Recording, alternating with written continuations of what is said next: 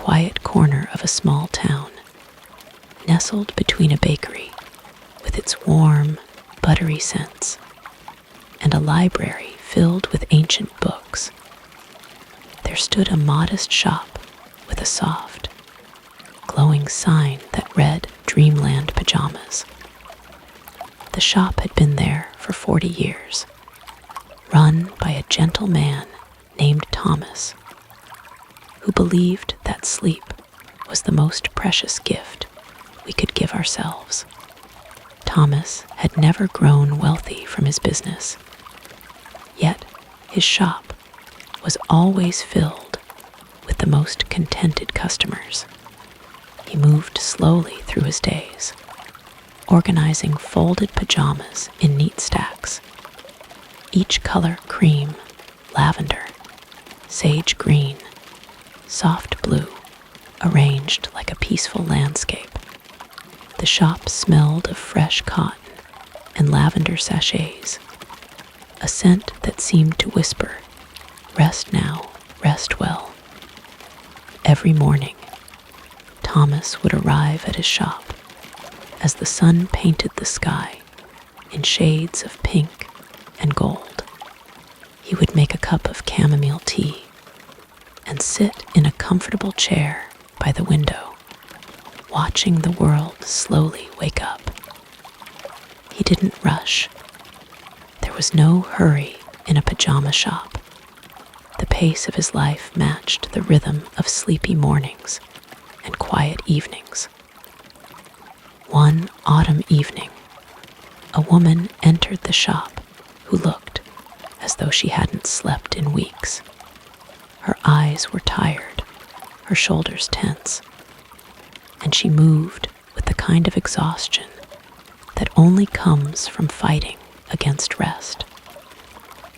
Thomas recognized this immediately. He had seen it before in many faces. "I can't sleep," she said quietly, almost apologetically. "I've tried everything," I thought. Maybe new pajamas would help. Everything feels wrong lately. Thomas nodded slowly and didn't respond right away. Instead, he guided her gently through the shop, past the bright colors, until they reached a corner where soft, cloud-like pajamas hung in muted tones. He selected a pair in the softest pale blue, the color of twilight just before darkness falls completely. The fabric was a cotton silk blend that felt like a gentle hand on tired skin. "These," Thomas said softly, "were made for nights when the world feels too loud. The fabric breathes with you. It doesn't fight you. It lets you sink into it." As he wrapped them in tissue paper with careful, practiced movements, Thomas shared a secret with her.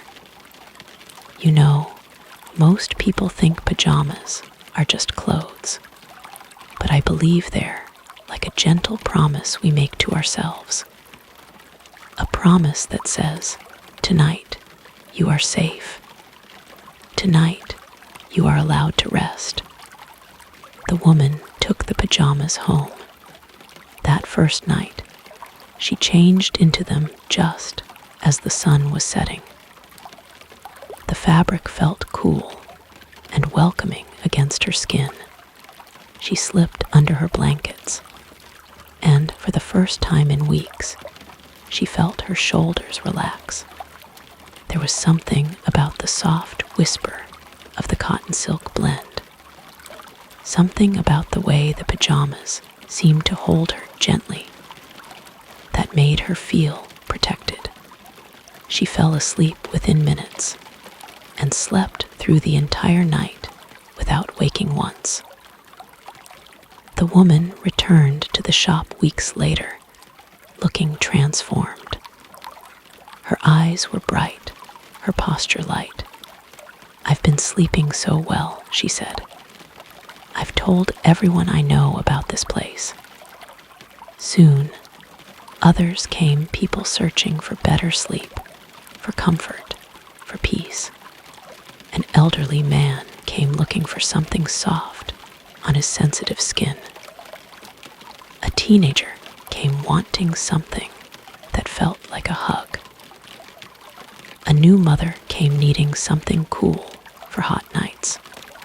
And each time, Thomas moved through his shop with the same calm, attentive grace, finding not just pajamas, but the right pajamas, the ones that seemed to understand each person's particular need for rest. As the seasons changed and years passed, Thomas's shop became known as a place of quiet comfort. People would come in and find themselves slowing down, their breathing deepening, the tension leaving their faces. Some would sit in the comfortable chair by the window and talk softly with Thomas about why sleep had become difficult, and Thomas would listen with the patience of someone who understood that good rest was a kind of medicine. Thomas never made grand promises. He simply helped people find pajamas that felt right and suggested they create a small bedtime ritual, lighting a candle, reading a few pages of something gentle, or simply lying in bed and thinking about the softest thing they'd ever felt. Give your body permission to rest, he would say.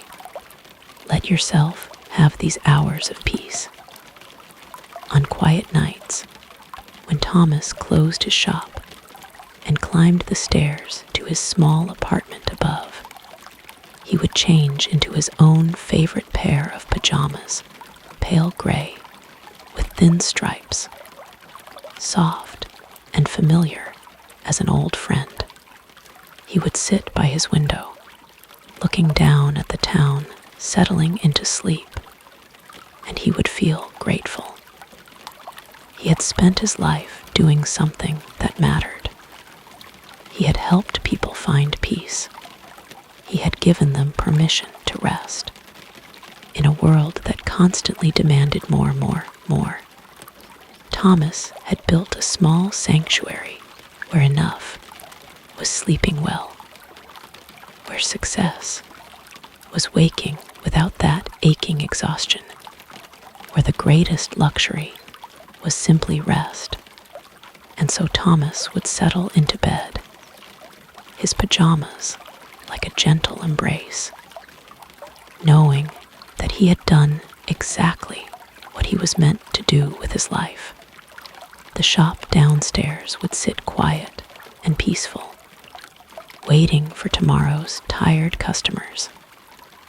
And Thomas would let himself drift into sleep, surrounded by the knowledge that he had made the world a little softer, a little more forgiving, a little more restful.